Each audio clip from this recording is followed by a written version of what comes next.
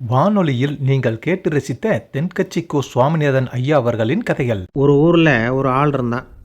அவனுக்கு ஒரே ஒரு மகள். அவளை நல்ல இடத்துல கட்டி கொடுக்கணும்னு ஆசைப்பட்டான். அதுக்காக மாப்பிள்ளை தேடிக்கிட்டு இருந்தான். அவன் கொஞ்சம் வசதியான ஆள், அதனால் நிறைய பேர் வந்தாங்க. இருந்தாலும் ஒரு நல்ல குணமுள்ள மாப்பிள்ளையாக இருக்கணும் அவன் எதிர்பார்த்தான். அப்படி இருக்கணும்னு தொடர்ந்து முயற்சி பண்ணான். கடைசியாக ஒரு 3 பேர் கிடைச்சாங்க. அந்த 3 பேரில் யாரை தேர்ந்தெடுக்கிறது, இதுதான் அவனுக்கு வந்த குழப்பம். இந்த நிலைமையில் ஒரு பெரியவரை தேடி போனான். அவர்கிட்ட தன்னுடைய பிரச்சனையை சொன்னான். அவர் கொஞ்சம் யோசனை பண்ணார். அதுக்கப்புறம் 3 பேரையும் கூப்பிட்டார். இதை பாருங்கப்பா, உங்கள் 3 பேருக்கும் 3 மாத கால அவகாசம் தர்றேன். நீங்கள் இப்போ போகலாம். 3 மாதம் கழித்து திரும்பி வரலாம். அப்படி வரும்பொழுது இந்த 3 மாத காலத்தில் நீங்கள் செஞ்ச நல்ல காரியம் ஏதாவது ஒன்று சொல்லணும். அதை வச்சு உங்களில் ஒருத்தரை நாங்கள் தேர்ந்தெடுத்துக்கிறோம் அப்படின்னு சொன்னாராம். 3 பேரும் சரின்னு சொல்லிவிட்டு திரும்பி போயிட்டாங்க. 3 மாதம் ஆச்சு. அதுக்கப்புறம் ஒரு நாள் திரும்பி வந்தாங்க. அவர் அவங்கள கூப்பிட்டு உட்கார வச்சார். அப்புறம் கேட்டார், இப்போ சொல்லுங்கள், இந்த 3 மாத காலத்தில் நீங்கள் செஞ்சுருக்கிற ஏதாவது ஒரு நல்ல காரியத்தை சொல்லுங்க அப்படின்னார். முதல்ல ஒருத்தன் எழுந்திரிச்சு நின்னான். ஐயா, எங்கள் அப்பா இறந்த பிறகு அவரோட கணக்கு வழக்குகளை எடுத்து பார்த்துக்கிட்டு இருந்தேன். அவர் ஒரு வியாபாரிகிட்ட 10,000 ரூபா கடன் வாங்கியிருக்கிறதாக எழுதியிருந்தார். அந்த வியாபாரியும் இப்போ உயிரோடு இல்லை. இருந்தாலும் அந்த வியாபாரியோட மகனை தேடி கண்டுபிடிச்சேன். கணக்கு புத்தகத்தை காட்டினேன். உங்கள் அப்பா கிட்ட 10,000 ரூபா கடன் வாங்கியிருக்கிறதாக இதை எழுதியிருக்கிறார். அதனால் அதை திருப்பி கொடுக்கறதுக்காக வந்திருக்கிறேன். இந்தாங்க அந்த பணம் அப்படின்னு சொல்லி கொடுத்துட்டு வந்துட்டேன் அப்படின்னு நானாம். இதை பெரியவர் கவனமாக கேட்டுக்கிட்டார். அதுக்கப்புறம் 2வது இளைஞன் எழுந்திரிச்சான். ஐயா, நான் போன மாதம் ஒரு நாள் ராத்திரி வேளையில் ஒரு காட்டுப்பாதை வழியாக எங்கள் ஊருக்கு போய்கிட்டு இருந்தேன். அந்த சமயத்தில் அந்த வழியாக வந்துக்கிட்டு இருந்த ஒரு வழிப்போக்கர்கிட்ட 4-5 திருடர்கள் வம்பு வளர்த்து அவர்கிட்ட இருந்த பொருளை எல்லாம் கொள்ளையடிச்சிக்கிட்டு இருந்தாங்க. நான் உடனே ஒரு குச்சியை எடுத்துகிட்டு ஓடினேன். அந்த திருடர்களை அடித்து விரட்டினேன். பொருளையெல்லாம் மீட்டு அந்த வழிப்போக்கர்கிட்ட ஒப்படைச்சேன். அவரை பத்திரமா அழைச்சிக்கிட்டு போய் அவர் வீட்டில் விட்டுட்டு வந்தேன் அப்படின்னு நானும். இதையும் பெரியவர் கவனமாக கேட்டுக்கிட்டார். அடுத்தபடியாக 3வது இளைஞன் எழுந்திரிச்சான். ஐயா, போன மாதம் ஒரு நாள் நான் ஒரு மலைப்பாதை வழியாக போய்கிட்டு இருந்தேன். மலைப்பாதை விளிம்பில் ஒரு மதகு கட்டை, அது மேலே ஒரு ஆள் படுத்து தூங்கிட்டு இருந்தான். அந்த பக்கம் தவறி உருண்டு விழுந்திருந்தான்னா அதில் பாதாளம். அது மலையடி வாரத்தில் போய் தான் விழணும். அவ்வளவு பள்ளம். அது தெரியாமல் அவன் பாட்டுக்கு தூங்கிட்டு இருந்தான். நான் உடனே அவன்கிட்ட ஓடி போய் குனிஞ்சு அவன் முகத்தை பார்த்தேன். அப்போ தான் புரிஞ்சுது, அவன் ஏற்கனவே எனக்கு தெரியும். அவனை எனக்கு நிறைய கெடுதல் பண்ணியிருக்கிறான், இடைஞ்சல் கொடுத்தவன். இருந்தாலும் ஐயோ பாவம்னு நினச்சி அவனை எழுப்பி பாதுகாப்பாக வேறு ஒரு இடத்துல படுக்க வச்சுட்டு வந்தேன் அப்படின்னு நானும். பெரியவர் இதையும் கேட்டுக்கிட்டார். அதுக்கப்புறம் அவங்க 3 பேரையும் பார்த்து, நீங்கள் போகலாம், நாங்கள் யோசித்து முடிவு பண்ணி உங்களுக்கு சொல்லி அனுப்புகிறோம் அப்படின்னாராம். அந்த இளைஞர்கள் புறப்பட்டு போயிட்டாங்க. அதுக்கப்புறம் அந்த பெண்ணோட அப்பாவை பார்த்து சொன்னார், இந்த 3 பேருமே நல்ல பிள்ளைங்க தான், அதில் ஒன்றும் சந்தேகம் இல்லை. இருந்தாலும் இந்த 3 பேர் செஞ்ச செயல்களையும் ஒப்பிட்டு பார்க்க வேண்டியிருக்கு. முதல் இளைஞன் நேர்மைக்கு எடுத்துக்காட்டாக விளங்குறான். இந்த காலத்தில் இது மாதிரி இளைஞர்களை பார்க்குறது ரொம்ப கஷ்டம்தான். இருந்தாலும் அவன் கடமையை தான் செஞ்சான். 2வது இளைஞன் நல்ல வீரன், தைரியசாலி. ஒரு வீரன் எதை செய்யணுமோ அதைத்தான் இவன் செஞ்சான். இவன் ஒரு லட்சிய மனிதன். 3வது இளைஞன் தன்னுடைய பகைவனுக்கே உதவி செஞ்சுருக்கான். அவன் உயிரை காப்பாற்றியிருக்கிறான். பகைவனுக்கு அருள்வதுங்கிறது ஒரு சாதாரண மனுஷனால் செய்யக்கூடிய காரியம் இல்லை. பகையை மறக்கிறதும் பகைவனுக்கு அருள்வதும் தெய்வீக பண்புகள்.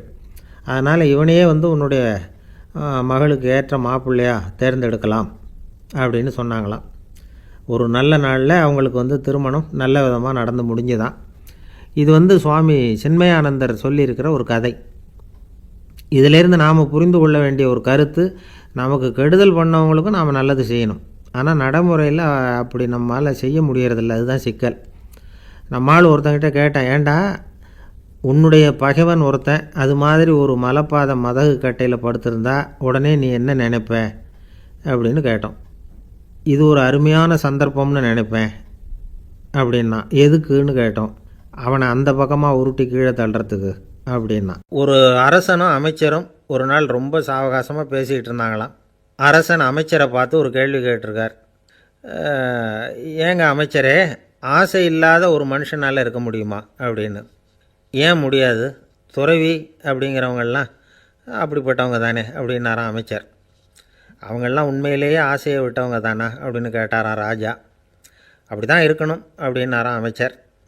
அப்படின்னா ஆசையே இல்லாத ஒரு உண்மையான துறவியை நான் பார்க்கணுமேன்னார். அது என்ன பிரமாதம், அதுக்கு நான் ஏற்பாடு பண்ணுறேன் அப்படின்னு விட்டார் இவர். சொல்லிவிட்டு உடனே புறப்பட்டு போனார். அங்கே தேடினார். அப்புறம் தான் அவருக்கு புரிஞ்சுது உண்மை துறவியை கண்டுபிடிக்கிறது எவ்வளவு கஷ்டமான காரியம்னு. இருந்தாலும் ராஜா கிட்ட சொல்லியாச்சே உண்மை துறவியை காட்டுறேன்னு. இப்போ என்ன பண்ணுறது? ராஜா கிட்ட சொன்னபடி நடக்கலைன்னா அவருக்கு கோபம் வந்துடும். அமைச்சர் ஒரு யோசனை பண்ணார். அவருக்கு ஒரு வழி தெரிஞ்சுது. அதுதான் சரின்னு முடிவு பண்ணார். அதாவது அந்த ஊரில் அவருக்கு தெரிஞ்ச நாடக நடிகர் ஒருத்தர் இருக்கிறார், நல்லா நடிப்பார். அவரை போய் பார்த்தார். இதை பாருப்பா, எனக்காக நீ ஒரு காரியம் செய்யணும்னார். என்னன்னு கேட்டார் அவர். நீ ஒரு துறவி மாதிரி கொஞ்ச நேரத்துக்கு நடிக்கணும். ராஜா உன்னை பார்த்துட்டு போகிற வரைக்கும் நடி, அது போதும். அதுக்காக உனக்கு 10,000 ரூபா தரேன் அப்படின்னார். அவர் எந்த காலத்தில் இவ்வளவு பணத்தை மொத்தமாக பார்த்துருக்கார். அதனால் உடனே சரின்னு ஒத்துக்கிட்டார். அமைச்சர் அரண்மனைக்கு திரும்பி வந்தார். என்ன அமைச்சரே, இன்னுமா ஒரு உண்மையான துறவி கிடைக்கலன்னார். உண்மையான துறவி ஒருத்தரை இப்போ தான் கொஞ்ச நேரத்துக்கு முன்னாடி பார்த்து பேசிவிட்டு வர்றேன். அவர் நம்ம ஊருக்கு வெளியில் குளத்தங்கரையில் உள்ள ஒரு ஆலமரத்துக்கு அடியில் உட்காந்துருக்கிறார் அப்படின்னார் இவர். அப்படின்னா உடனே புறப்படுங்க அப்படின்னார் ராஜா. பரிவாரங்களோடு புறப்பட்டார். அங்கே அந்த மரத்தடியில் அந்த ஆள் வேஷம் போட்டுக்கிட்டு துறவி மாதிரி உட்காந்துருக்கிறான். ராஜா நேராக போனார். அந்த துறவி காலில் பொத்துன்னு விழுந்து வணங்கினார். உடனே ராணியும் அவர் காலில் விழுந்தாங்க. அடுத்தபடியாக அமைச்சர் விழுந்தார். அவருக்கு தெரியும் இது நம்ம ஆள் தான்னு. இருந்தாலும் என்ன பண்ணுறது, நேரம். அப்புறம் பரிவாரங்கள்லாம் துறவி காலில் விழுந்து ஆசீர்வாதம் வாங்கிட்டாங்க. ராஜா அப்புறமா தங்கத்தட்டில் பொன்னையும் பொருளையும் வச்சு அந்த துறவிக்கிட்ட ரொம்ப பணிவாக நீட்டுறார். தாங்கள் தயவு பண்ணி இதை ஏற்றுக்கணும் அப்படின்னு வேண்டிக்கிட்டார். அந்த துறவி பற்றில்லாமல் அதை பார்த்தார். எல்லாத்தையும் திறந்துவிட்ட எனக்கு இதெல்லாம் எதுக்காக அப்படின்னு சொல்லி அதை மறுத்துட்டாராம். ஆஹா, உண்மையான துறவியை பார்த்துட்டோம் அப்படிங்கிற ஆனந்தம் அரசருக்கு. ரொம்ப நிம்மதியாக திருப்தியாக திரும்பி வந்தார் அரண்மனைக்கு. அதுக்கப்புறம் அமைச்சர் யாருக்கும் தெரியாமல் அந்த துறவிகிட்ட ஓடினார்.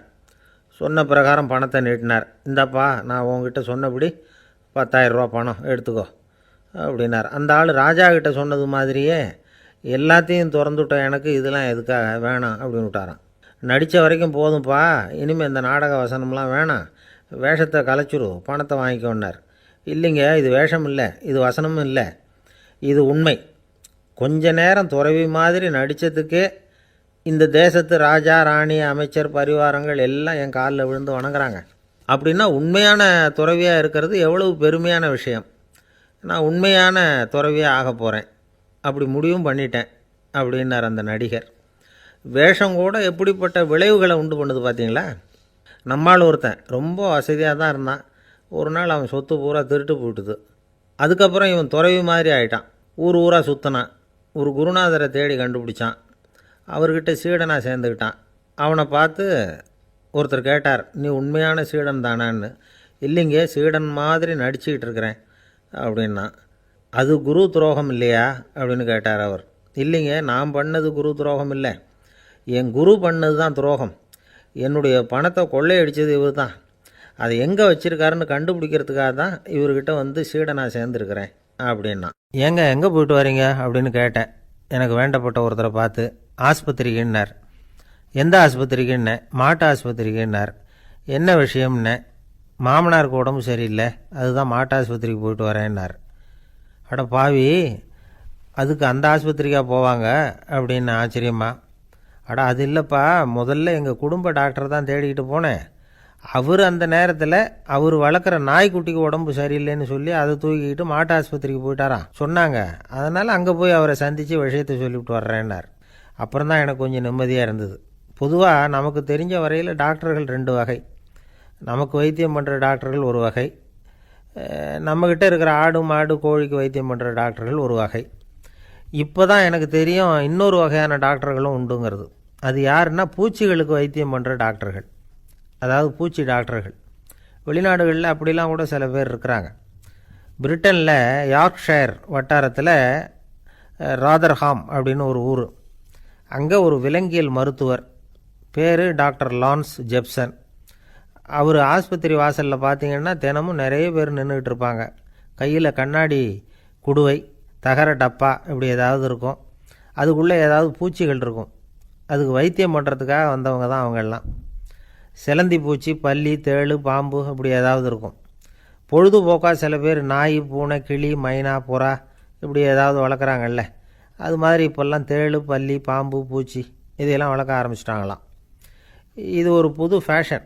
இப்போ கூண்டுக்குள்ளே டப்பாக்குள்ளே போட்டு வளர்க்குறது, அதுக்கு ஏதாவது நோய் வந்துட்டுதுன்னா வைத்தியம் பண்ணுறதுக்கு டாக்டர்கிட்ட வந்துட வேண்டியது, இப்படி இந்த பழக்கம்லாம் நிறையா வந்துட்டுது. ரத்தம் உறிஞ்சிற அட்டைகள் கூட இவங்ககிட்ட வைத்தியத்துக்கு வருதான். சிலந்திகளில் செங்கால் சிலந்தின்னு ஒரு வகை. மத்திய அமெரிக்க காடுகளில் இது அதிகம். சிலந்திகள்லேயே ரொம்ப விலை உசந்தது இந்த ரகம்தான். கால்களில் சிவப்பு கோடுகள் இருக்கும். இந்த இனம் இப்போ குறைஞ்சிக்கிட்டே வர்றதுனால சர்வதேச விதிகளின்படி இவற்றின் ஏற்றுமதி இறக்குமதிக்கு தடை விதிக்கப்பட்டிருக்குது. அதனால் இதை வளர்க்குறவங்க வீட்டுக்குள்ளேயே இனவிருத்தி மூலமாக பெருக்கி விற்பனை பண்ணிட்டு வராங்களாம். அந்த வகை சிலந்திகள் தான் இப்போ வைத்தியத்துக்கு அதிகமாக வருதான். சரி, இதுக்கெல்லாம் எப்படி வைத்தியம் பண்ணுறாங்க? முதல்ல அதை குளிர்பதன பெட்டியின் வழுவழுப்பான சுவரில் விட்ட உடனே அதெல்லாம் மெதுவாக இறங்கி வரும். அப்போ அதன் நோயை கண்டுபிடிக்கிறது சுலபம். அப்புறம் அதுக்கு கிருமிகளை கொல்லக்கூடிய மருந்துகளையோ வலி நிவாரண மருந்துகளையோ கொடுப்பாங்க. கால் உடைஞ்ச சிலந்திகளுக்கு பசையை கொண்டு ஆப்ரேஷன் பண்ணுவாங்க. சில சிலந்திகளுக்கு உடைஞ்ச காலை எடுத்துட்டா புதிய கால் வளர்ந்துடும். சிலந்திகளை மனிதர்கள் கையில் எடுக்கிறப்போ அது பயந்து போய் கீழே குதிக்குது. அதனால் கால் உடஞ்சி விடுது, இல்லைன்னா வயிறு சேதமடையுது. அந்த நிலைமையில் வர்ற சிலந்திகளுக்கு மயக்க மருந்து கொடுத்து ஆப்ரேஷன்லாம் கூட பண்ணுறாங்களாம். பார்த்தீங்களா பூச்சிகளுக்கு வந்த வாழ்வே. நம்ம ஊர்லேயும் வீடுகளில் பூச்சிகள் வளர்க்குறது உண்டு. ஒருத்தர் வந்தார், எனக்கு 3000 கரப்பாம்பூச்சி அவசரமாக தேவைப்படுது, எங்கே கிடைக்கும்னு கேட்டார். கரப்பாம்பூச்சியா? அது என்னத்துக்குன்னு கேட்டோம். அது வேறு ஒன்றும் இல்லை, நான் குடியிருக்கிற வாடகை வீட்டை காலி பண்ண போகிறேன். வீட்டு சொந்தக்காரர் என்ன சொல்கிறாருன்னா, இந்த வீட்டுக்கு நான் குடி வந்தப்போ எப்படி இருந்ததோ அதே நிலைமையில் விட்டுட்டு போகணும்னு வீட்டுக்காரர் சொல்லியிருக்கிறார், அதனால தான் கேட்டேன் அப்படின்னார். ஒருத்தரை பார்த்து உன்னுடைய நண்பர்கள் யார் அப்படின்னு ஒரு கேள்வி கேட்டு பாருங்கள். கொஞ்சம் யோசித்து பதில் சொல்லுவாங்க. அவங்கக்கிட்டேயே உன்னுடைய எதிரிகள் யார் அப்படின்னு கேளுங்க, கடகடன்னு ஒப்பிச்சிருவாங்க. நம்ம மனசு இருக்க அது எப்படின்னா, நம்ம நண்பர்களை விட எதிரிகளை அது நல்லா ஞாபகத்தில் வச்சுக்கும். இது ஒரு ஆச்சரியமான உண்மை. உங்களால் நண்பர்களை மறந்துட முடியும், ஆனால் எதிரிகளை மறந்துட முடியாது. இது ஒரு வேடிக்கையான நிலைமை தான். அழகான தருணங்களை நாம் ஏன் மறந்துடுறோம்? இது இயற்கை. ஏன்னா நம்ம மனசு மலர்களை கவனிக்கிறதில்ல, அதில் இருக்கிற முள்ளை தான் கவனிக்குது. தன்னை காயப்படுத்துகிற எதையும் அது உடனே கண்டுகொள்ளுது. ஒரு தெளிந்த சிந்தனை உடைய மனசு மிக அழகாக உள்ள எல்லாத்தையும் கவனிக்கும். அது நன்றியுடன் உணரக்கூடிய எல்லாத்தையும் பார்த்து குறிச்சிக்கும். இப்படிப்பட்டவங்க வாழ்க்கை இயல்பாகவே நல்லா அமையும். அது ரொம்ப அபூர்வம். மனசில் உள்ள ஒரு சிறிய அமைப்பை மாற்றுவதை பொறுத்து தான் இந்த விஷயம் அப்படிங்கிறார் ஓஷோ. ஒரு யூத கோவில் இருந்து தான், அது யூதர்களின் மடமாகவும் இருந்தது. அங்கே ஒரு தலைமை குரு, அவர் ரொம்ப கண்டிப்பானவர். அந்த கோவிலை ஒட்டி ஒரு தோட்டம். ஒரு நாள் காலையில் அந்த தோட்டத்தில் 2 இளம் யூதர்கள் நடந்து போய்கிட்டு இருக்கிறாங்க. காலையில் 1 மணி நேரம், மாலையில் 1 மணி நேரம் அவங்க அந்த தோட்டத்தில் நடக்கிறதுக்கு அனுமதி உண்டு. மற்ற நேரங்களில் அவங்க மத புத்தகங்களை படிக்கணும், பிற விதிமுறைகளை கடைபிடிக்கணும். அந்த 2 பேருமே தொடர்ந்து புகைப்பிடிக்கிற பழக்கம் உள்ளவங்க. ஆனால் கோவில் மடத்தில் இருக்கிறப்போ அவங்க புகைப்பிடிக்க முடியாது, அது கடுமையான குற்றம். சரி, நாம் தோட்டத்தில் இருக்கிறப்போவாவது புகைப்பிடிக்கலாமா அப்படின்னு ஒரு ஆசை அவங்க 2 பேருக்குமே. இருந்தாலும் பயம். இப்படி கேட்டால் மதகுரு என்ன சொல்லுவாரோ அல்லது என்ன செய்வாரோங்கிற பயம். இப்படியே கொஞ்ச நாள் ஆச்சு. ஒரு நாள் அந்த 2 பேரில் ஒருத்தன் ரொம்ப கலங்கி போய் அந்த கோவிலிருந்து வெளியில் வந்துக்கிட்டு இருந்தான். வந்தவன் நேராக தோட்டத்து பக்கம் போனான். அங்கே இன்னொருத்தன் ஆனந்தமாக புகை பிடிச்சிக்கிட்டு இருக்கிறான். அதை பார்த்து தான் இவனுக்கு அதிர்ச்சி. அட கடவுளே, என்ன இது, நீ கேட்காமலே ஆரம்பிச்சிட்டியா அப்படின்னா. இல்லை இல்லை, நான் கேட்டுவிட்டு தான் ஆரம்பிச்சிருக்கேன்னா அவன். அப்படியா, என்ன மனுஷன் இவர், நானும் தான் கேட்டேன், என்ன கண்ணாமுன்னான்னு திட்டிவிட்டார். இது என்ன கோவிலா இல்லை நரகமா? உனக்கு புகை பிடிக்கணும்னு ஆசையாக இருந்தால் நரகத்துக்கு போகணும்னு சொல்லிவிட்டார். அது சரி, உன்னை மட்டும் எப்படி அனுமதிச்சார் அப்படின்னு கேட்டான் இவன். அவன் சிரிச்சுக்கிட்டே, நீ எப்படி கேட்ட சொல்லு அப்படின்னா. நாம் இந்த தோட்டத்துக்கு வர அனுமதிக்கப்பட்டிருக்கிறதே ஜபத்துக்காகத்தானே, அதனால் நான் ஜெபம் சொல்லும் பொழுது புகை பிடிக்கலாமா அப்படின்னு கேட்டேன். அதுக்கு தான் அவர் சத்தம் போட்டு என்னை அடிக்கவே வந்துட்டார் அப்படின்னா இவன். நீ ஒரு மாதிரியாக கேட்டிருக்க, நான் வேறு மாதிரியாக கேட்டிருக்கிறேன். ஜெபம் சொல்லும்போது புகை பிடிக்கலாமான்னு நீ கேட்டிருக்க. ஐயா, புகை பிடிக்கும் பொழுது ஜெபிக்கலாமா அப்படின்னு நான் கேட்டேன். அதில் தப்பு ஒன்றும் இல்லை அப்படின்னு பதில் சொல்லிட்டார் அப்படின்னா. ஒரு சிறிய மாற்றம்தான் அது மிகப்பெரிய மாறுதலை ஏற்படுத்தி விட்டது. மனசு நல்ல விதமாக சிந்திக்க ஆரம்பிச்சுட்டுதுன்னா மகிழ்ச்சிக்கு பஞ்சம் இல்லை. ஒரு கஞ்சன் ஆற்றுல விழுந்துட்டான், வெள்ளத்தில் தத்தளிச்சிக்கிட்டு இருக்கிறான். கரையில் நின்ன ஒருத்தர் உன் கையை கொண்டா இப்படி பிடிச்சி இழுத்து கரையில் சேர்த்து விட்றேன்னார். எதையும் கொடுத்து பழக்கம் இல்லாத அவன் கையையும் கொடுக்க மாட்டேன்னுட்டான். இவர் பார்த்தார், உன் கையை கொடுன்னு சொல்கிறதுக்கு பதிலாக நான் என் கையை கொடுக்குறேன் பிடிச்சிக்கோ அப்படின்னார். அவன் கப்புன்னு பிடிச்சிக்கிட்டான், இழுத்து கரையில் போட்டார். இமயமலை அடிவாரத்தில் ஒரு மடம், அங்கே ஒரு சன்னியாசி இருந்தார். அவர்கிட்ட ஒருத்தர் வந்தார். சுவாமி, ஆசையை உதற நினைக்கிறேன், முடியல, ஒட்டிக்கிட்டே வருது அப்படின்னாராம். இப்படி உட்கார ஒரு கதை சொல்கிறேன் அப்படின்னு சொல்லி அவர் சொல்ல ஆரம்பித்தாராம். அவர் சொன்ன கதை என்னென்னா, ஒரு ஊரில் ஒரு ஆள் இருந்தான். அவன் பேர் குப்புசாமி. அவன்கிட்ட எப்பவும் ஒரு பழைய தொப்பி இருக்கும், விடவே மாட்டான். அதனால் அவனை எல்லோரும் தொப்பி சாமி அப்படின்னு தான் கூப்பிடுறது வழக்கம். ஒரு புது தொப்பி வாங்கிக்கப்படாதாப்பா அப்படின்னு நண்பர்கள்லாம் சொல்லி பார்த்தாங்க. பணத்துக்கு எங்கே போவேன் அப்படின்னு விட்டானான். பணம் வச்சுருக்கான், செலவு பண்ண மனசு வரல, மகா கஞ்சன். பழைய பாட்டில்கள்லாம் வாங்கி விற்றுக்கிட்டு இருந்தான். அப்படி ஒரு தடவை பழைய கண்ணாடி சாமான்களை ஏலத்தில் எடுத்தப்போ அதில் ஒரு அருமையான சென்ட்டு பாட்டில் கிடச்சிது. உடனே ஒரு ஐடியா பண்ணான். அந்த சென்ட்டை சின்ன சின்ன பாட்டில்களில் அடைச்சி ஜன்னல் ஓரமாக அடுக்கி வச்சுட்டான். அதை விற்றா நிறைய பணம் கிடைக்குமே. அதனால் இதுக்கு இடையில் ஒரு நாள் அவன் அப்படியே உட்காந்துருந்தான். அந்த நேரம் நண்பன் வந்தான். ஏண்டா, உன் பழைய தொப்பியை மாற்றப்படாதா, ஊரில் எல்லோரும் கேலி பேசுகிறாங்களே உன்னை தொப்பி சாமின்னு அப்படின்னு சொல்லி கேட்டிருக்கான். இந்த சென்ட்டு பாட்டில் விற்றதும் பணம் வரும், அதுக்கப்புறம் பார்க்கலாம் அப்படின்னு நானா இவன். சரி வா, நீச்சல் குளத்துக்கு போயிட்டு வருவோம் அப்படின்னு கூப்பிட்ருக்கான் நண்பன். 2 பேரும் போனாங்க. அதே நேரம் அந்த ஊர் நீதிபதியும் அங்கே குளிக்க வந்தாராம். அவர்கிட்ட இருந்தது விலை வசந்த ஒரு புது தொப்பி. அதை அங்கே இருந்த ஸ்டாண்டில் மாட்டிவிட்டு குளிக்க போனார். இதுக்கிடையில் குப்புசாமி குளிச்சுட்டு வந்தான். அவனுடைய பழைய தொப்பியை காணலை. அந்த புது தொப்பியை பார்த்தா இது நண்பனுடைய வேலை தான் அப்படிங்கிறதாக புரிஞ்சுக்கிட்டு அதை எடுத்து மாட்டிகிட்டு வந்துட்டான். நீதிபதி குளிச்சுட்டு வந்து பார்க்குறாரு, தொப்பியை காணும். போலீஸில் புகார் கொடுத்தார். அவங்க தேடினாங்க. ஒரு மூலையில் பழைய தொப்பி கிடச்சிது. அடடா, இது நம்ம குப்புசாமியோட தொப்பி இல்லையா அப்படின்னு நானா ஒருத்தன்.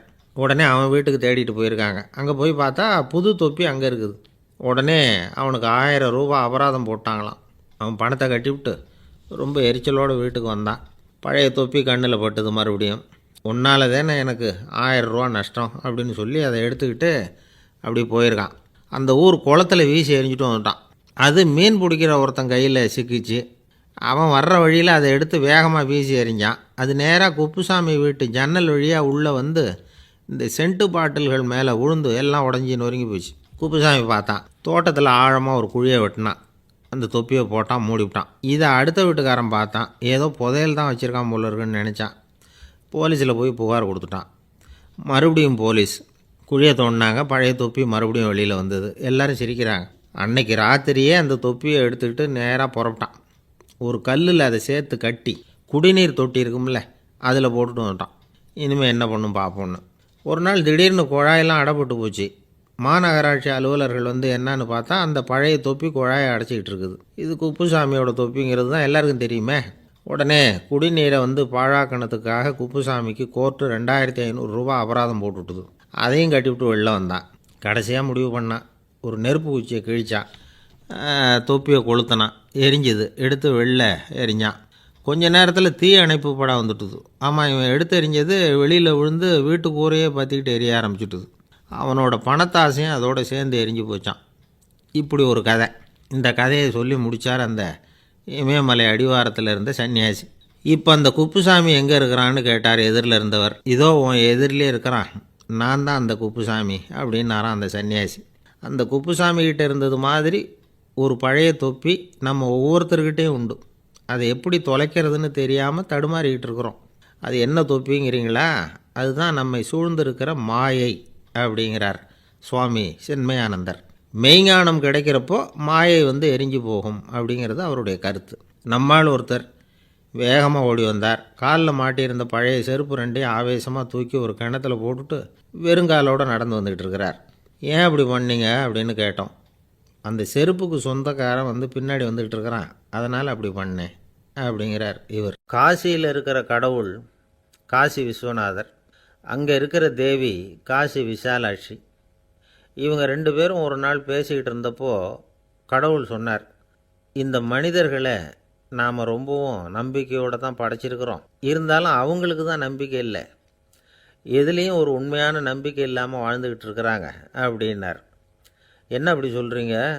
அதை பாருங்கள், எவ்வளவு பேர் காசியை தேடிட்டு வந்து கங்கையில் குளிச்சுக்கிட்டு இருக்கிறாங்க, அவங்களெலாம் நம்பிக்கை இல்லைன்னா இவ்வளவு தூரம் தேடிட்டு வந்து இங்கே குளிப்பாங்களா அப்படின்னு நாங்கள் தேவி.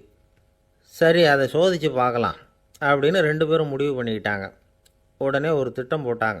அது எப்படின்னா, நாம் 2 பேருமே பக்தர்கள் மாதிரி உருவத்தை மாற்றிக்கிட்டு கங்கை கரைக்கு போக வேண்டியது.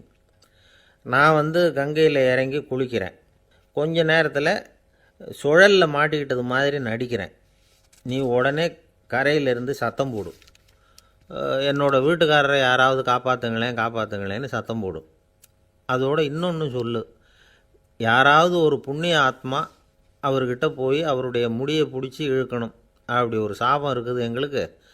புண்ணிய ஆத்மா, அதாவது எந்த பாவமும் செய்யாத இல்லாத ஒருத்தர் தான் அவரை காப்பாற்ற முடியும். அப்படிப்பட்டவங்க யாராவது வெள்ளத்தில் குதித்து என்னுடைய கணவரை காப்பாற்றுங்கோ அப்படின்னு நீ சத்தம் போடு, கூச்சல் போடு, என்ன நடக்குதுன்னு பார்க்கலாம் அப்படின்னார் கடவுள். சரின்னு சொல்லி 2 பேருமா சாதாரண பக்தர்கள் மாதிரி கங்கை கரைக்கு வந்து சேர்ந்தாங்க. அவர் இறங்கி குளித்தார். திட்டம் போட்டது மாதிரியே சுழலில் மாட்டிக்கிட்டது மாதிரி கத்துனார். கரையில் இருந்த அந்த அம்மா, ஐயோ என் கணவரை காப்பாற்றுங்களேன், யாராவது காப்பாற்றுங்களேன்னு கத்துனாங்க. பல பேர் ஓடி வந்தாங்க. உடனே இவங்க, பாவம் இல்லாத புண்ணிய ஆத்மா ஒருத்தரால் தான் என்னுடைய கணவர் காப்பாற்றப்படணுங்கிறது விதி, அப்படி ஒரு சாபம் இருக்குது, அதனால் புண்ணிய ஆத்மா யாராவது அவர்கிட்ட போய் அவர் முடியை பிடிச்சி தூக்குனா அவரை காப்பாற்றி போடலாம் அப்படின்னாங்க. இவங்க இப்படி சொன்னதும் எல்லோரும் திகைச்சு போய் நின்றுட்டாங்க. ஒவ்வொருத்தருக்கும் அவங்க செஞ்ச பாவம்லாம் ஒவ்வொன்றா ஞாபகத்துக்கு வர ஆரம்பிச்சுட்டுது. சரி, இதுக்கு நாம் லாயக்கு இல்லை அப்படின்னு சொல்லி ஒதுங்கி போக ஆரம்பிச்சிட்டாங்க எல்லாம். இந்த சமயத்தில் யாரோ ஒருத்தர் வேகமாக ஓடி வந்தார், ஆற்றுல குதித்தார். அவர்கிட்ட போனார், முடியை பிடிச்சார், தூக்குனார், அவரை காப்பாற்றி கரைக்கு கொண்டுட்டு வந்துட்டார். அப்படி காப்பாற்றின அந்த ஆளை இவங்க 2 பேரும் தனியாக கூப்பிட்டுக்கிட்டு ஒரு மண்டபத்துக்கு வந்துட்டாங்க. வந்து விசாரிக்கிறாங்க. நீ யாரப்பா அப்படின்னு கேட்குறாங்க. ஏதும் தெரியாத மாதிரி. நான் இந்த ஊர் அன்ன சத்திரத்தில் வேலை செய்கிற ஒரு சமையல்காரன் அப்படிங்கிறார். நீ வந்து கங்கையில் குளிக்கிறது உண்டான்னு கேட்டிருக்காங்க. நான் இந்த ஊர்லேயே தான் இருக்கிறேன், இருந்தாலும் தினமும் கங்கையில் குளிக்கிறதில்ல, எப்போவாவது ஒரு நாள் அங்கே குளிப்பேன் அப்படின்னார். கங்கையில் மூழ்கி எழுந்திரிச்சா பாவம்லாம் தொலையும்னு சொல்கிறாங்க. அப்படி இருக்கிறப்போ அங்கே இன்றைக்கி கங்கையில் குளிச்சுக்கிட்டு இருக்கிறவங்கெல்லாம் தங்களை வந்து புண்ணிய ஆத்மாவா நினைக்கல. கங்கையில் குளிக்காத நீ உன்னை வந்து புண்ணிய ஆத்மாவா நினச்சி என்னை காப்பாற்ற வந்திருக்கிற, அது எப்படி அப்படின்னு கேட்டார். அதுக்கு அந்த ஆள் சொல்கிறான், கங்கையில் குதித்ததுக்கு அப்புறம் தானே உங்களை காப்பாற்ற போகிறோம், அப்படி குதிக்கும் பொழுது என்னுடைய பாவம்லாம் போயிருக்கும்ல, நான் புண்ணிய ஆத்மாவாக ஆயிருப்பேனே, அதனால தான் துணிஞ்சு வந்து உங்களை காப்பாற்றினேன் அப்படின்னா. கடவுளும் தேவியும் அவனுக்கு வந்து காட்சி கொடுத்தாங்களாம். இப்படி ஒரு கதை உண்டு. அதாவது கங்கையில் குளிச்சுக்கிட்டு இருக்கிறவங்களுக்கே தங்களுடைய பாவம் போகுங்கிற நம்பிக்கை பரிபூர்ணமாக இல்லை, குளிக்காத ஒருத்தனுக்கு அந்த நம்பிக்கை இருந்தது. அதனால் அவனால் கடவுளை பார்க்க முடிஞ்சது. கடவுளை வந்து நாமளும் பார்க்க முடியுமா முடியாதா அப்படிங்கிற குழப்பம்லாம் நமக்கு வேண்டியதில்லை. நம்பிக்கையோடு வாழணுங்கிற உண்மையை மட்டும் இந்த கதையிலேருந்து புரிஞ்சுக்கிட்டால் போதும். ஏன்னா இந்த கதையை கேட்டுட்டு ஒரு நண்பன் குதர்க்கமாக ஒரு கேள்வி கேட்டான். ஏன் சார், கங்கையில் குளித்தா பாவம் போயிடும்னு சொல்கிறீங்களே, நான் எனக்கு வேண்டாத ஒருத்தனை அழைச்சிட்டு போய் கங்கையிலேயே தள்ளி விட்டுட்டு அதுக்கப்புறம் அங்கேயே முழுக்க போட்டுட்டு நான் செஞ்ச பாவத்தை வந்து அதுலேயே கழுவி விட்டுட்டு மறுபடியும் உங்ககிட்ட வந்துடுறேன்னு வச்சுக்கோங்க, நீங்கள் என்னை வந்து புண்ணிய ஆத்மான்னு ஏற்றுக்குவீங்களா அப்படிங்கிறான். ஆள் கொஞ்சம் ஆசைந்தான், நம்மளே அங்கே அழைச்சிட்டு போனாலும் போயிடுவான். துருக்மேனியாவில் அஷ்காபாத் அப்படின்னு ஒரு நகரத்தில் ஒரு புவியியல் விஞ்ஞானி இருந்தார். அவர் ஒரு நாய்க்குட்டி வளர்த்தார். ஒரு நாள் முன்னிரவு நேரம் ஒரு மேஜைக்கு முன்னாடி உட்காந்து அந்த விஞ்ஞானி ஏதோ கணக்கு போட்டுக்கிட்டு இருக்கிறார்.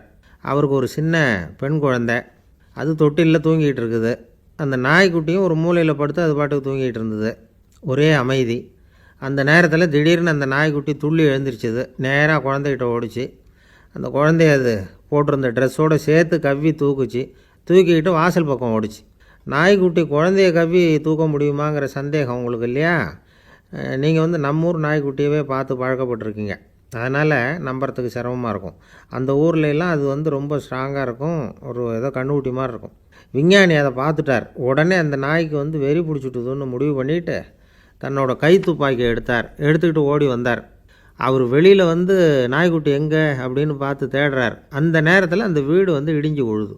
காரணம் பூமி அதிர்ச்சி. இப்படி பூமி அதிர்ச்சி உண்டாக போகுதுங்கிறது அந்த நாய்க்குட்டிக்கு முன்னாடியே தெரிஞ்சு போச்சு. அதுதான் குழந்தைய தூக்கிட்டு வெளியில் ஓடி வந்திருக்குது. அது மூலமாக அந்த குடும்பத்தையே காப்பாற்றியிருக்குது அந்த நாய்க்குட்டி. இந்த சம்பவம் நடக்கிறதுக்கு 3 நாளைக்கு முன்னாடியே சில பிராணிகளுக்கு இப்படி நடக்க போகுதுங்கிறது தெரிஞ்சிருக்குதான். ஆமாம், அந்த நகரத்தில் 3 நாளைக்கு முன்னாடியே பாம்பு, பல்லி இதெல்லாம் அது தங்கியிருந்த வலையை விட்டு வெளியில் ஓடி வந்துட்டுது. அதே மாதிரி அங்கே இருந்த புறாவெல்லாம் பறந்து போயிடுச்சான். இதே மாதிரி யுகோஸ்லோவியாவில் கூட ஒரு நகரம், அங்கே ஒரு நாள் ராத்திரி ஒரு மிருக காட்சி சாலையில் திடீர்னு ஒரு பெரிய கலவரம், கூச்சல், குழப்பம். அங்கே இருந்த கழுதை, புலி, யானை, பறவை எல்லாம் கண்ணாபின்னான்னு கத்த ஆரம்பிச்சுட்டுது. நீர் யானை அதுக்குன்னு போடப்பட்டிருந்த தடுப்பையே தாண்டி குதித்து வெளியில் வந்துட்டு தான். மறுநாள் தான் எல்லாருக்கும் விஷயம் புரிஞ்சுது. அடுத்த நாள் காலையில் அங்கே பூமி அதிர்ச்சி உண்டாயிட்டுது. இப்போ பாருங்கள், அதாவது மனுஷனை போய் தீர்க்கதரிசி அது இதுன்னு சொல்லிகிட்டு இருக்கிறோம். இவனை விட அது பரவாயில்லைன்னு தோணுது. அதாவது மிருகங்கள் ஒன்று நடக்க போகுதுங்கிறத முன்னாடியே புரிஞ்சுக்குதே. சரி, இதெல்லாம் எப்படி அது முன்கூட்டி புரிஞ்சுக்குது? அதுதான் படைப்பு ரகசியம். அதை கண்டுபிடிக்கிறதுக்கு தான் மனுஷன் ஆராய்ச்சி பண்ணிகிட்டு இருக்கிறான். விஞ்ஞானிகளோட ஆராய்ச்சியெல்லாம் ஒரு பக்கம் இருக்கட்டும், வீட்டுக்குள்ளேயே சில ஆராய்ச்சி பண்ணி பாருங்களேன். இப்போ சில யோசனை சொல்லி அதை சோதனை பண்ணி பாருங்க அப்படின்னு ஒருத்தர் சொன்னாராம். அதாவது இப்போ மழை வருமா வராதா அப்படின்னு தெரிஞ்சுக்கணுமா, உடனே ஒரு பூனைக்குட்டி பின்னாடியே மெதுவாக போய் அது என்ன செய்யுதுன்னு கவனித்து பார்க்கணும். பூனைக்குட்டி தன்னோட பாதத்தினால சுகத்தில் அப்படி கீறிக்கிட்டு இருக்கும். அப்படி கீறினா கண்டிப்பாக மழை வரும். சில சமயம் பூனைக்குட்டி அப்படியே மல்லாந்து படுத்துக்கிட்டு பாதத்தை உயர தூக்கும், அப்படியும் இப்படியும் புரளும். இப்படி செஞ்சதுன்னா அன்னைக்கும் மழை இருக்காது. அதனால் முன்னாடி இருந்தது மழை வர்றதுக்கு அறிகுறி, இது மழை இல்லைங்கிறதுக்கு அறிகுறி. பறவைகள், பிராணிகள் இதுகளோட நடவடிக்கைகளை பார்த்துட்டு அதையெல்லாம் அடிப்படையாக வச்சு தான் காலநிலையை கண்டுபிடிக்கிற கருவிகளை கண்டுபிடிச்சிருக்கிறாங்க. வாத்து இருக்குல்ல, சில சமயம் தன்னோட அழகை தன்னோட இறகுகளில் அப்படியே புதைச்சிக்கும். அப்படி செஞ்சால் குளிர்காலம் வரப்போகுதுன்னு அர்த்தம். பருவநிலை குளிராக மாறப்போகுதுங்கிறதுக்கு இதுதான் அறிகுறி. சிட்டுக்குருவி இருக்குதுல்ல, அதெல்லாம் புழுதியில் விழுந்து புரளும், சிறகுகளை படபடன்னு அடிச்சுக்கும். அப்படி செஞ்சால் மழை வரப்போகுதுன்னு அர்த்தம். ஒன்று மட்டும் நாம் நல்லா தெரிஞ்சுக்கணும், இயற்கையின் சீற்றம்னு சொல்கிறோம் இல்லையா, இயற்கை ஏன் நம்ம மேலே கோவப்படுது? இயற்கையை நாம் அனுசரித்து போகிறதில்ல, அதனால் கோவப்படுது. காடுகளை அழிக்கப்படாது, விலங்குகளை கொல்லக்கூடாது, இயற்கை ஏற்படுத்தி வச்சுருக்கிற சமநிலையை கெடுக்கக்கூடாது. அதை புரிஞ்சுக்கிட்டு வாழ்ந்தோம்னா பூமியும் நடுங்காது, நாமளும் நடுங்க வேண்டிய அவசியம் இருக்காது. ஒருத்தர் இருந்தார், சாராய கடைக்கு போனாராம், நிறைய சாப்பிட்டார். அப்புறம் சொன்னார், இது ரொம்ப அற்புதமான சரக்கு போல் இருக்குது, உள்ளே போன உடனே இந்த பூமியே நடுங்கிறது மாதிரி இருக்குது எனக்கு அப்படின்னாராம். இதுக்கு கடைக்காரர் சொல்லியிருக்கார், நீங்கள் சாப்பிட்டது வெறும் பச்சை தண்ணி தாங்க, இப்போ ஏற்பட்டிருக்கிறது நிஜம் பூமி அதிர்ச்சி அப்படின்னாராம். பக்தின்னு சொல்கிறோம் இல்லையா, அது 3 வகைப்படும் அப்படிங்கிறார் ஒரு பெரியவர்.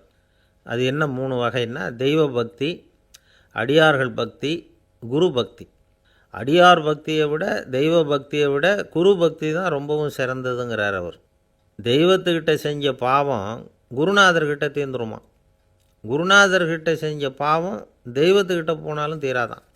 இப்படி பெரியவங்களாம் சொல்லி வச்சுருக்கிறாங்க. ஒரு காடு, அங்கே அயோத தௌமியர் அப்படின்னு ஒரு தபோதனர், அவர் பல மாணவர்களை ஒன்றா சேர்த்து ஒரு குருகுலம் நடத்திக்கிட்டு இருக்கிறார். பல தரப்பட்டவங்க, பல திறப்பட்டவங்க மாணவர்கள் அதில் சேர்ந்து படிச்சுக்கிட்டு இருக்கிறாங்க.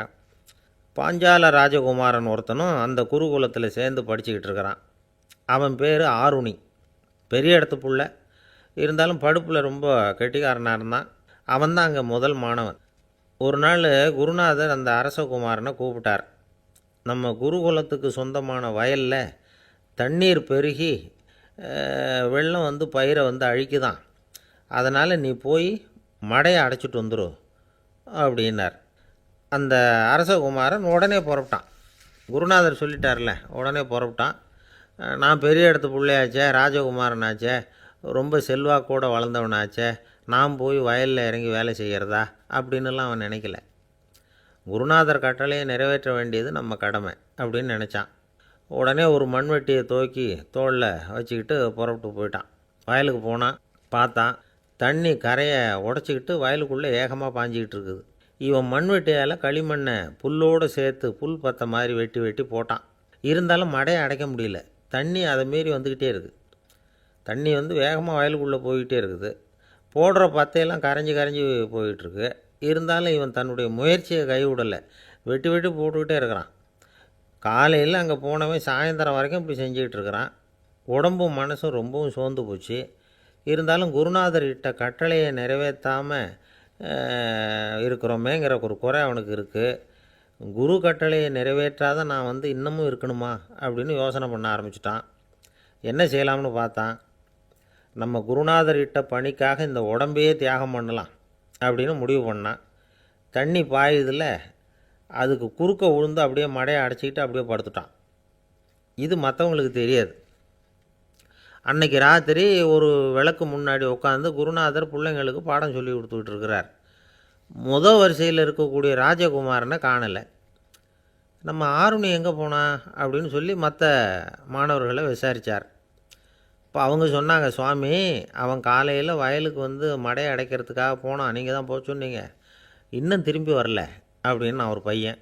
குருநாதர் உடனே ஒரு தீவெட்டி எடுத்துக்கிட்டு மாணவர்களை அழைச்சிக்கிட்டு வயலுக்கு போனார். அங்கே போய் பார்த்தா ஆளை காணும். ஆருணி ஆருணின்னு சொல்லி சத்தம் போட்டு கூப்பிட்டு பார்க்குறார். நான் இங்கே இருக்கேன் குருநாதா அப்படின்னு காலுக்கு அடியிலேருந்து ஒரு சத்தம் வருது. குனிஞ்சு பார்த்தா அவன் மடையில் படுத்துருக்குறான். என்னப்பா இதுன்னார். காலையிலேருந்து இந்த மடையை அடைச்சி பார்த்தேன் சுவாமி, முடியல, அதனால் இப்படி குறுக்க படுத்துட்டேன். என்னை தாண்டறதுக்கு பயந்து போய் தண்ணியே தேங்கி நின்றுட்டுது அப்படின்னா.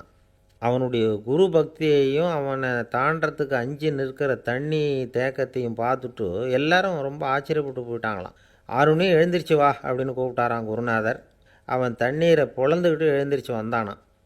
அதனால் அவனுக்கு வந்து உத்தாலகன் அப்படின்னு ஒரு பேர். உத்தாலகன்னா தண்ணீரை பிளந்தவன் அர்த்தம்.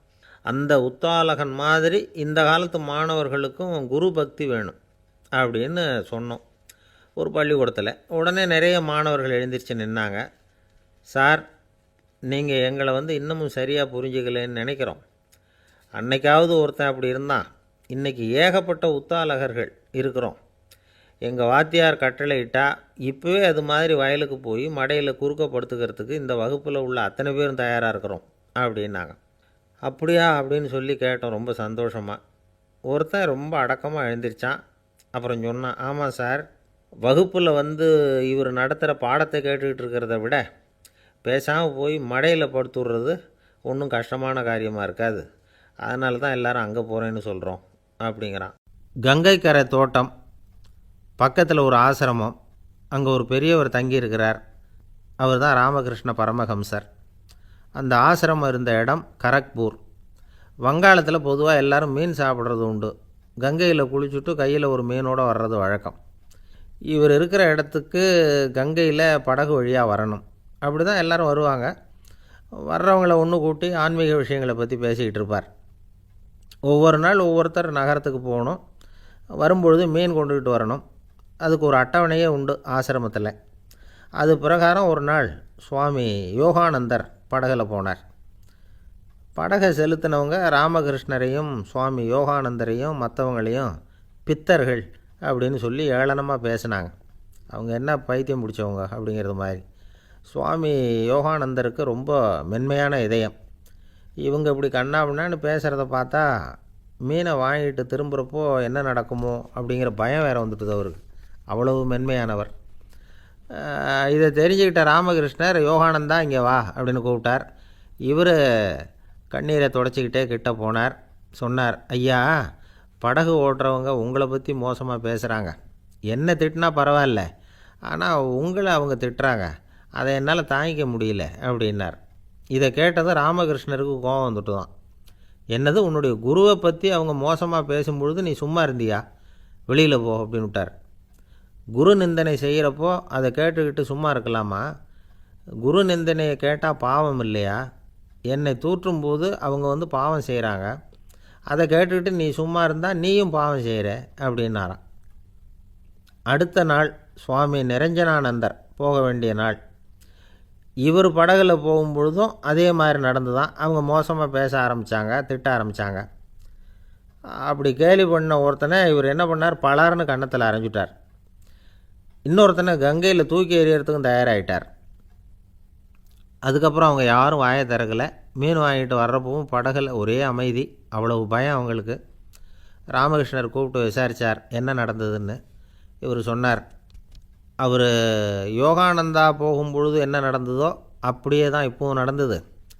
குரு நிந்தனை செய்கிறத கேட்டுக்கிட்டு நான் சும்மா இருப்பேனா? ஒருத்தனை அப்படியே அரைஞ்சுட்டேன், இன்னொருத்தனை ஆற்றுல தூக்கி போட்டுருவேன்னு பயமுறுத்தினேன், அவ்வளவுதான் அப்படின்னாராம். இப்போவும் ராமகிருஷ்ணருக்கு கோபம் வந்துட்டு தான். என்ன இது, அணியறது காஷாயம், இருக்கிறது ஆசிரமம், உனக்கு இவ்வளவு கோபம் வந்ததுன்னா அப்புறம் என்னத்துக்கு ஆசிரமத்தில் இருக்கணும்? பிரம்மச்சாரி எப்பவும் அமைதியாக இருக்கணும் அப்படின்னு அறிவுரை சொன்னாராம் ராமகிருஷ்ணர். அப்போ இவர் கேட்டாராம், ஏங்க அவருக்கு ஒரு விதமான அறிவுரை சொன்னீங்க, எனக்கு வேறு விதமாக அறிவுரை சொல்கிறீங்க, இதில் எது உண்மை அப்படின்னு கேட்டிருக்கார். இதுக்கு ராமகிருஷ்ணர் சொன்ன பதில் என்னென்னா, அட அசடே, சக்கரத்தில் காற்று அதிகமாக இருந்தால் குறைக்கணும், குறைச்சலாக இருந்தால் கூட்டணும். அவன் சாது, அவனுக்கு அதிக உணர்ச்சி தேவை, உனக்கு படபடப்பு அதிகம், உனக்கு பொறுமை தேவை அப்படின்னாராம். இதில் உள்ள கருத்து என்னென்னா, கல்விங்கிறது எப்படின்னா அதை சூழ்நிலைக்கு தகுந்த மாதிரி கற்பிக்கணும். எல்லாருக்கும் ஒரே மாதிரி கற்பிக்கக்கூடாது. கேட்குறவர் தகுதி, புரிஞ்சுக்கிற திறமை, இதை பொறுத்து கல்வி அமையணும்.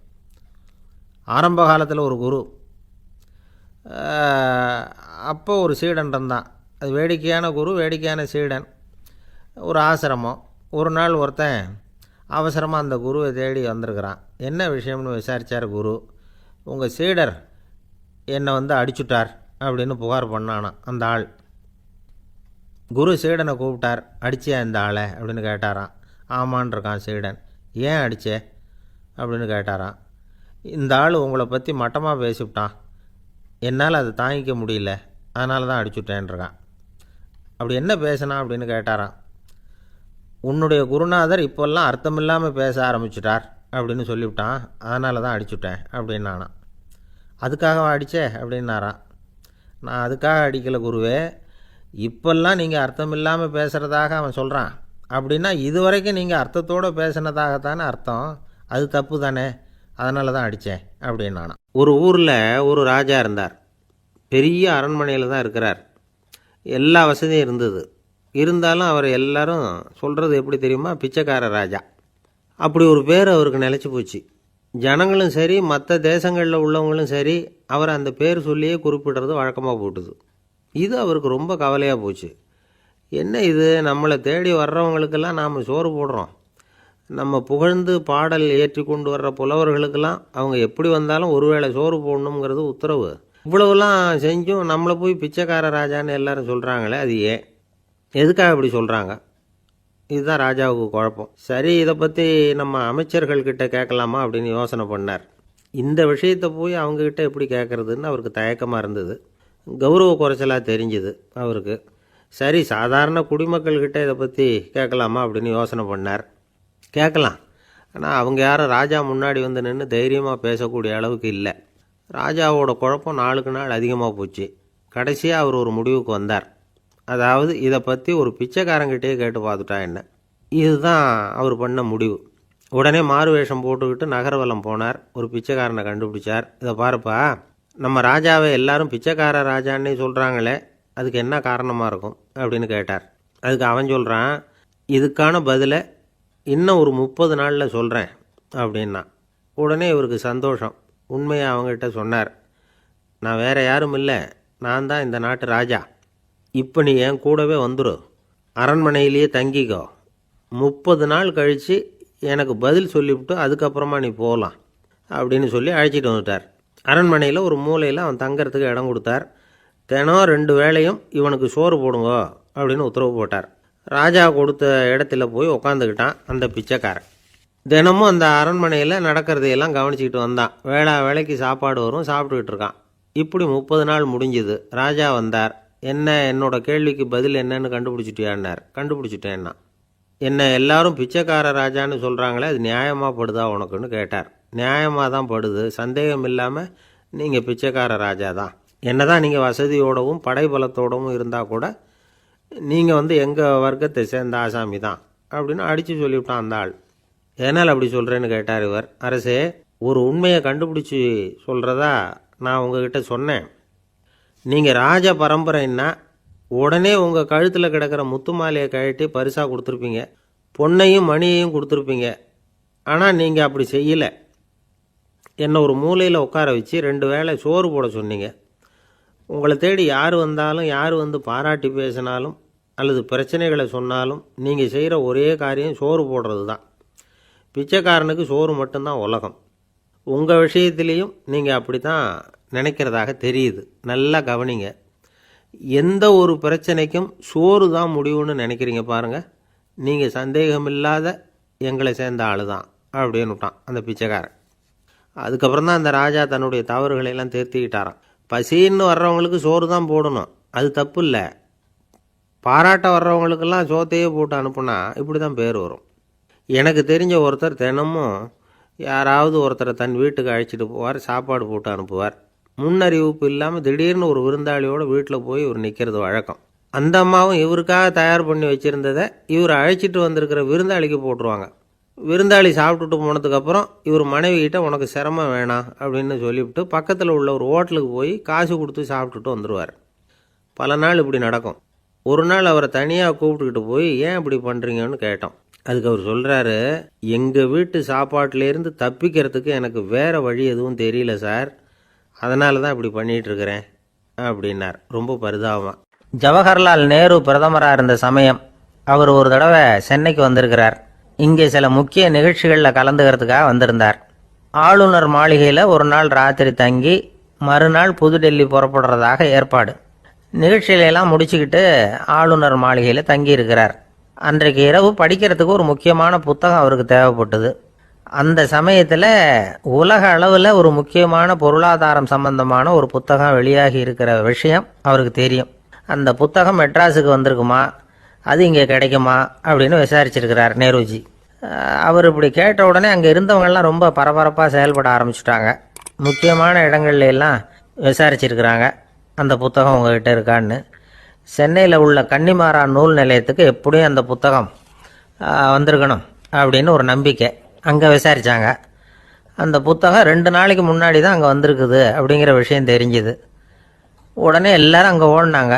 அவங்களுக்கு இன்னொரு சந்தேகம், புத்தகம் வந்திருக்கு சரி, அது இந்த சமயத்தில் வேற யாரும் படிக்கிறதுக்கு எடுத்துகிட்டு போயிருக்கக்கூடாதே அப்படிங்கிற சந்தேகம் இருந்தாலும் மனசுக்குள்ள ஒரு தைரியம். இப்படி ஒரு புத்தகம் வெளிவந்திருக்கிற விஷயமே நேருஜி சொல்லி தான் நமக்கே தெரியும். அதுவும் இல்லாமல் உலக பொருளாதாரம் சம்பந்தமான ஏதோ ஒரு புத்தகம் அது. அதை போய் இந்த நேரத்தில் அவ்வளவு ஆர்வமாக யார் எடுத்துகிட்டு போயிட போகிறாங்க அப்படிங்கிற தைரியம். இந்த தைரியத்தோடு அந்த நூல் நிலையத்துக்கு ஓடினாங்க. புத்தகத்தை தேடினா அது கிடைக்கல, யாரோ எடுத்துகிட்டு போயிருக்கிறாங்க. நேருவுக்கு மட்டுமே தெரிஞ்சிருந்த அந்த புத்தகம் பற்றின விஷயம் சென்னையில் வேற ஒருத்தருக்கும் தெரிஞ்சிருக்குது. உடனே எல்லாரும் பரபரப்பாக அந்த அதுக்குன்னு இருக்கிற ரிஜிஸ்டர் இருக்குல்ல, பதிவேடு, அதை புரட்டி பார்க்குறாங்க யார் எடுத்துகிட்டு போகிறாங்கன்னு தெரிஞ்சுக்கிறதுக்காக. எடுத்துகிட்டு போனவங்க அதில் கையெழுத்து போட்டிருப்பாங்கல்ல, அதை பார்த்து யாருன்னு தெரிஞ்சுக்கலாம் அப்படிங்கிறதுக்காக தான் அதை புரட்டுறாங்க. அதோ அந்த புத்தகத்தோட பேர் பக்கத்தில் அதை எடுத்துக்கிட்டு போனவங்க கையெழுத்து உத்து பார்க்குறாங்க எல்லாரும். அதில் போட்டிருக்குது பேர் CN அண்ணாதுரை அப்படின்னு எழுதியிருந்தது. அவர் தான் பேரறிஞர் அண்ணா. நேரு படிக்க விரும்பின ஒரு புத்தகத்தை அதே நேரம் படிக்க விரும்பின இன்னொரு தலைவர் இவர். படிக்கிறதுல அவருக்கு இருந்த ஆர்வத்தை நாம் தெரிஞ்சுக்கணும்னா அதுக்கு எவ்வளவோ சம்பவங்கள் இருக்குது. கடைசி காலத்தில் அவர் அடையாறு மருத்துவமனையில் படுத்திருக்கிறார். அவருக்கு ஒரு முக்கியமான அறுவை சிகிச்சை செய்ய வேண்டியிருக்குது அவசரமாக. அமெரிக்காவிலேருந்து டாக்டர் மில்லர் வந்திருக்கிறார். அவர்கிட்ட கேட்குறார், டாக்டர் நாளைக்கே அறுவை சிகிச்சை செய்ய போகிறீங்களா அப்படின்னு. ஆமாங்கிறார் டாக்டர் மில்லர். நாளைக்கு மறுநாள் செஞ்சுக்கிறேனே அப்படின்னாரான் அண்ணா. ஏன் ஏதாவது நாள் பார்க்குறீங்களான்னு கேட்டிருக்கார். இல்லை, ஒரு புத்தகத்தை படிச்சுக்கிட்டு இருக்கிறேன், அதை நாளைக்குள்ளே முடிச்சிருவேன், அதுக்கப்புறம் நான் இறந்தாலும் கவலை இல்லை அப்படின்னாரான் இவர். அவர் தான் அறிஞர் அண்ணா. சங்ககால நூல்கள்லேருந்து சமீபத்தில் வந்த நூல்கள் வரைக்கும் எல்லாம் அவர் படிச்சிருக்கிறார். ஒரு திருமண விழாவில் அவர் பேசும்பொழுது சொன்ன விஷயம் இது. சங்க காலத்தில் காதலியை மணக்க விரும்புகிறவனுக்கு அவனுடைய தந்தை வீர சோதனைகள்லாம் வைப்பார். போய் புலிப்பல் கொண்டுக்கிட்டு வா, அப்போ தான் என் பொண்ணை கொடுப்பேன் அப்படின்னு சொல்லுவார். காதலன் உடனே காட்டுக்கு போவான், ஒரு புலியை கொன்று அதனுடைய பல்லை கொண்டுக்கிட்டு வருவான். அதை வீர பதக்கத்தில் பதிச்சு அவனுக்கு மாமனார் சூட்டுவார் கல்யாண சமயத்தில். இப்போலாம் காதலன் கிட்ட அப்படி சொல்ல முடியாது. இப்போலாம் காதலன் கிட்ட காட்டுக்கு போய் புலிப்பல் கொண்டுக்கிட்டு வான்னு யாராவது சொன்னால் புலி தான் மாப்பிள்ளையாக வந்து சேரும் அப்படின்னார்.